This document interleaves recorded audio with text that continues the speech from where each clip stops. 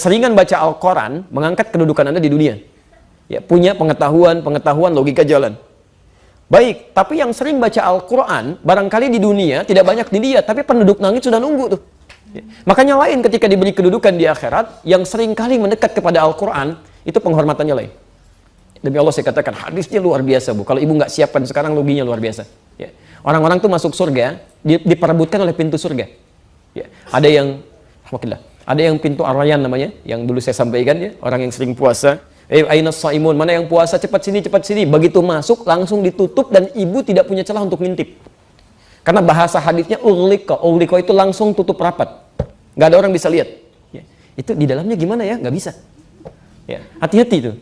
Pelan-pelan. Teman-teman sekalian, ada pintu tahajud. Ada pintu sedekah. Ya. Tapi penghafal Quran tidak.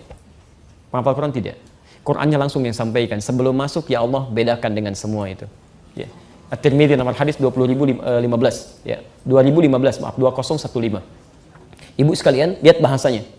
Allahumma halli, ya Allah, mohon hiasi penghafal Quran ini, bedakan dengan yang bukan penghafal Quran. Fayul basu ilaihi tanjul karamah, maka dipakaikan di kepalanya mahkota kehormatan. Langsung pakai dia. Ini yang mau saya sampaikan. Kalau ibu belum menghafal, setidaknya siapkan keturunannya untuk bisa menghafal Quran, atau fasilitasi orang lain untuk bisa menghafal. Ya.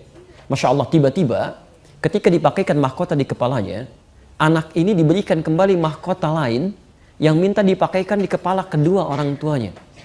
Sepanjang orang tuanya beriman kepada Allah, tidak bermaksiat besar. Lalu dihadirkan, disampaikan pada seluruh penduduk langit dan bumi. Dipakaikan langsung yang kata Nabi cahayanya lebih terang dibandingkan dengan cahaya yang masuk ke dalam rumah. Ya. Apa yang terjadi? Semua orang pada saat itu, para orang tua itu Masya Allah, tak terlukiskan. Yang tidak menyiapkan, cuman dia heran. Ada yang tertunduk, ada yang menyesal, ada yang macam-macam.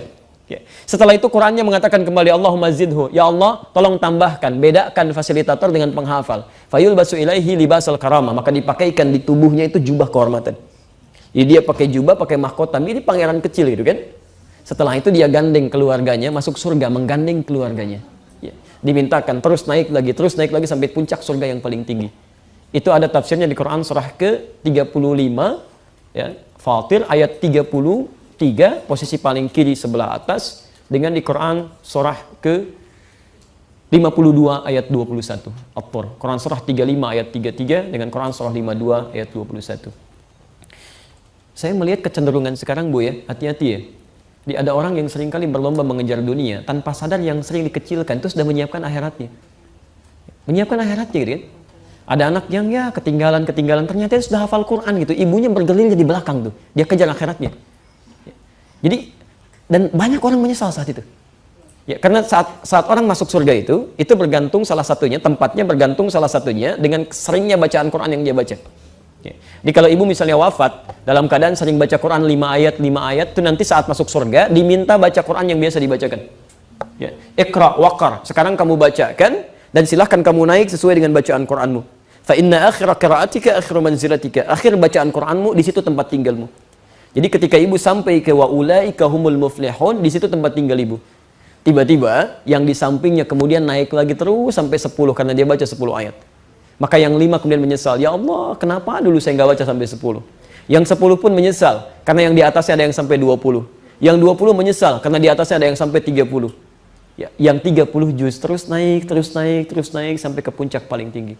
Itulah sebabnya anak-anak Palestina yang usia 4 tahun, 5 tahun, termasuk kami di Libya dulu gitu kan. Itu kalau Anda yang sudah hafal Quran 30 juz, temannya baru setengah Quran, dia akan katakan, ini canda anak 4-5 tahun. Nanti saya di surga dadahin kamu ya masih di bawah katanya. Bisa nggak ibu bayangkan? Tapi yang paling menarik, ada ibu-ibu pejuang yang merasa dia belum bisa menghafal dalam kehidupannya. Tapi dia siapkan anaknya, dia siapkan cucunya, dan itu yang digandeng naik terus sampai ke atas.